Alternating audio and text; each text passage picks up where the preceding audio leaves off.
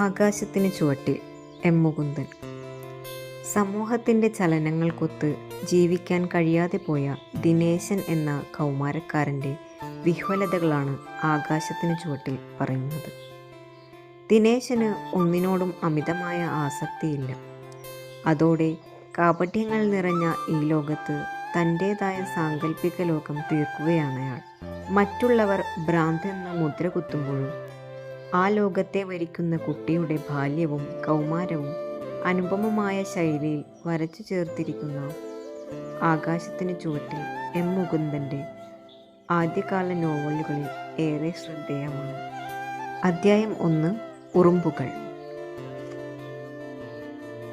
കോലായിലൂടെ ഉറുമ്പുകൾ ഘോഷയാത്ര നടത്തുകയാണ്.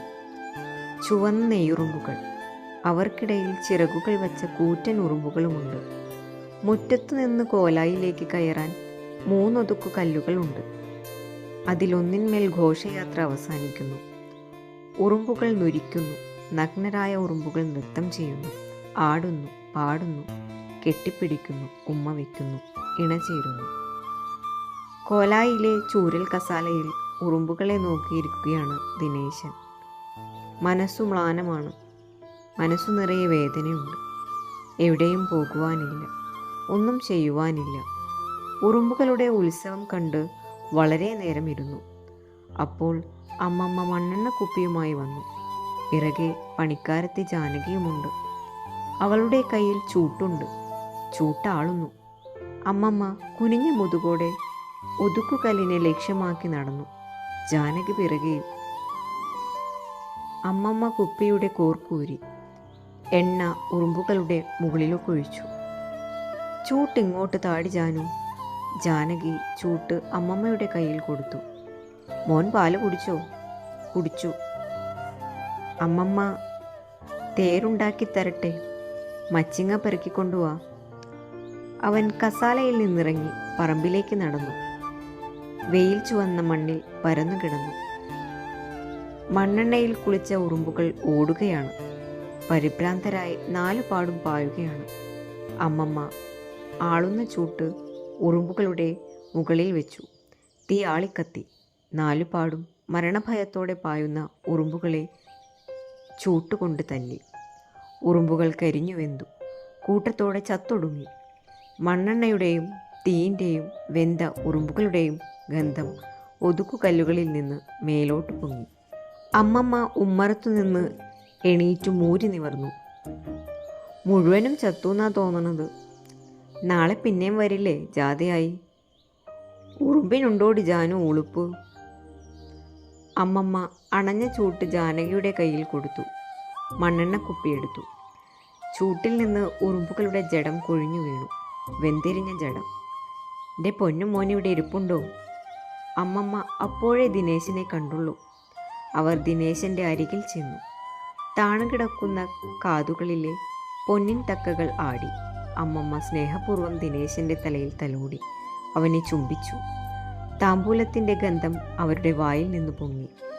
മണ്ണിൻ്റെ ഗന്ധം ആവിയായി പൊങ്ങുന്നു, ചുരുളുകളായി പടരുന്നു.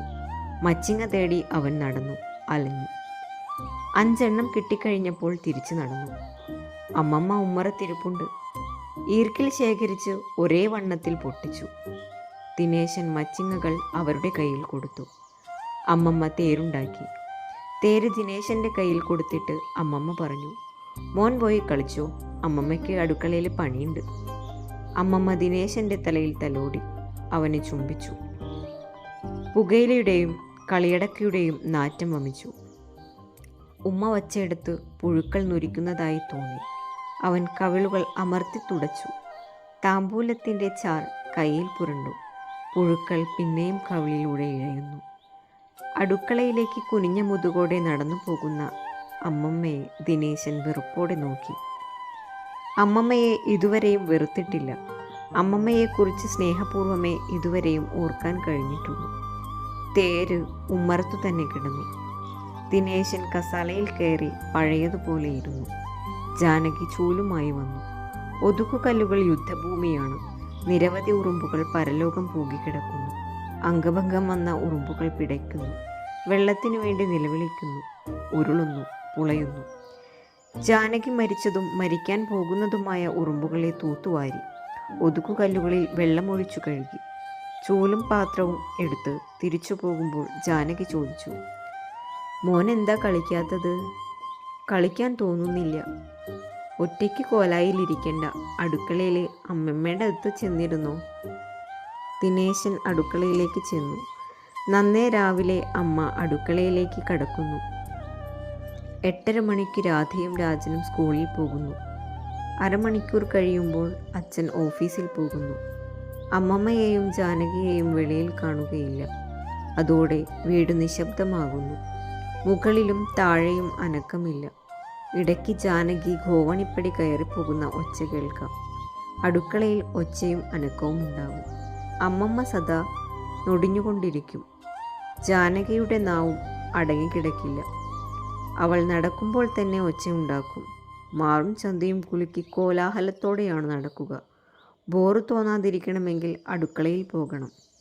ദിനേശൻ ജാനകിയുടെ പിറകെ നടന്നു.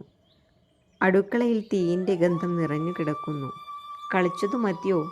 അമ്മമ്മ ചോദിച്ചു. അവർ എന്തൊക്കെയോ ചവച്ചു തിന്നുന്നു. കുതിരയെപ്പോലെ അയവിറക്കുന്നു. ഇടയ്ക്കു കൈമുട്ടുകൾ മാന്തുന്നു. മുണ്ടു കയറ്റി കാൽ ചൊറിയുന്നു. അമ്മമ്മ അവരുടെ അടുത്തൊരു പലകയിട്ടു. ദാ ഇവിടിരി. അവൻ പലകയിലിരുന്നു. ദിനേശൻ കഞ്ഞി കുടിക്കുന്നോ? അമ്മ ചോദിച്ചു. ദാ ഇച്ചിരി കുടിച്ചോ. അമ്മമ്മ കിണ്ണത്തിൽ നിന്ന് പ്ലാവിലയിൽ കഞ്ഞി കോരി ദിനേശൻ്റെ നേരെ നീട്ടി. കഞ്ഞിയിൽ നെയ്യൊഴിച്ചിട്ടുണ്ട്. കിണ്ണത്തിൽ മൂക്കള പോലെ നെയ്യ് പൊന്തിക്കിടക്കുന്നു. വേണ്ട, ദിനേശൻ പറഞ്ഞു. രാവിലെ കഴിച്ച പിട്ടു ദഹിച്ചിട്ടില്ല. കൂടെ കഴിച്ച മൈസൂർ പഴവും ദഹിച്ചിട്ടില്ല. മോഹനനു സുഖില്ലാണ്ടായതോടെ ദിനേശനു കളിക്കാൻ ആളില്ലാതെയായി. അമ്മ നാളികേരം ചിരകുകയാണ്. ചിരകിയ നാളികേരത്തിൻ്റെ ഗന്ധം പരന്നു. ആ കുട്ടിക്കെന്താ സുഖക്കേട്? ജാനകി ചോദിച്ചു. പനിയല്ലേ? 7 ദിവസമായി ഇങ്ങനെയുണ്ടൊരു പനി. അമ്മ തലേ ദിവസവും മോഹനനെ ചെന്ന് നോക്കിയിരുന്നു. ജ്വരം കുറയുന്ന മട്ടില്ല. നെല്ലിട്ടാൽ മലരാകും, അങ്ങനത്തെ പനി. മോഹനൻ ദിനേശൻ്റെ സമപ്രായക്കാരനാണ്. ചങ്ങാതിയാണ്. ഒരകന്ന രക്തബന്ധവുമുണ്ട്. എന്താ എൻ്റെ മോനൊന്നും മിണ്ടാതിരിക്കുന്നത്? അമ്മ ചോദിച്ചു. അമ്മയ്ക്കു തീയിൻ്റെ നിറമാണ്. നെറ്റിയിൽ ചന്ദനം തൊട്ടിട്ടുണ്ട്. എടീ ജാനു, ദിനേശന് നമുക്കൊരു പെണ്ണു കാണണം, അമ്മമ്മ പറഞ്ഞു. എന്തിനാ വേറെ പെണ്ണ് കാണുന്നത്? ഞാനില്ലേ? ജാനകി പറഞ്ഞു. ദിനേശന് സമ്മതമാണോ ജാനകിയെ മംഗല്യം കഴിക്കാൻ?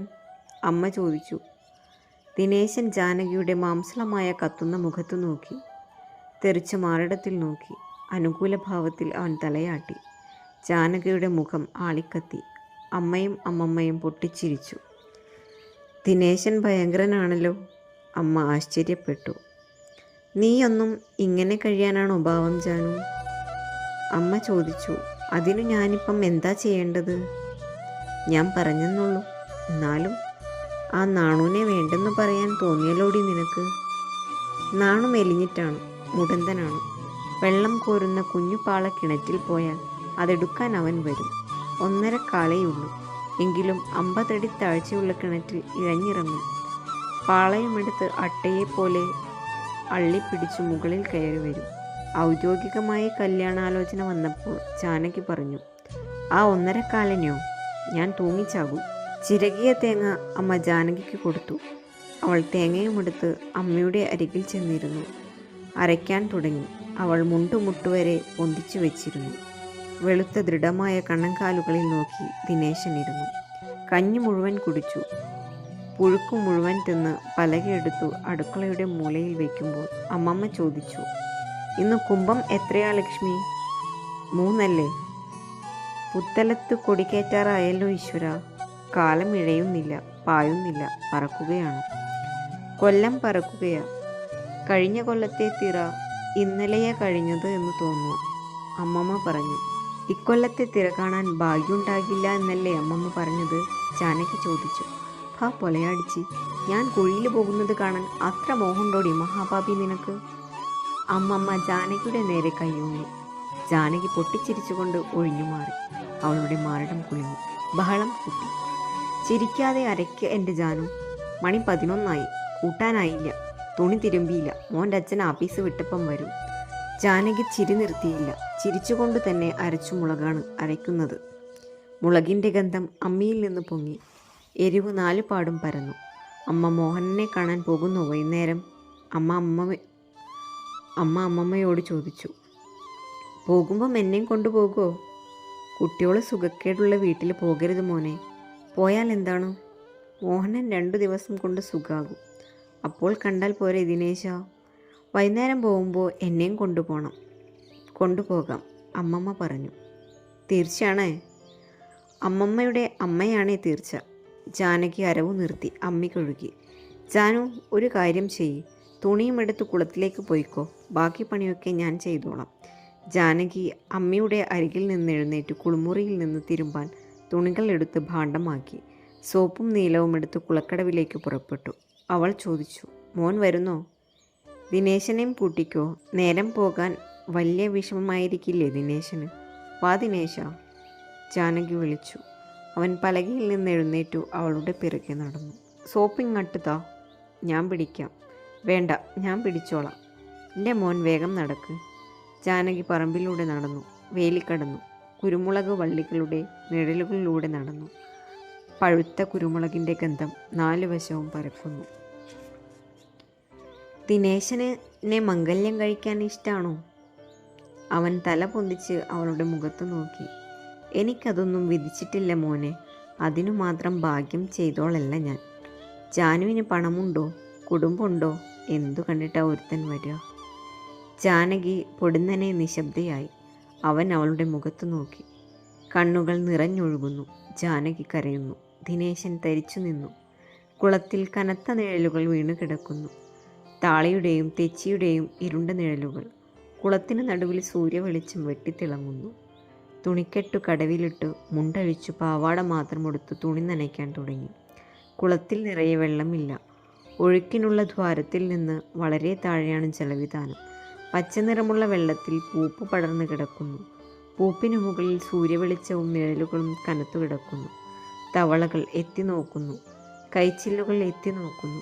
ജാനകി തുണി നനയ്ക്കുന്നത് നോക്കി ദിനേശൻ കടവിലിരുന്നു. നനഞ്ഞ തുണിയുടെയും വാരസോപ്പിൻ്റെയും ഗന്ധം കടവിൽ നിറഞ്ഞു.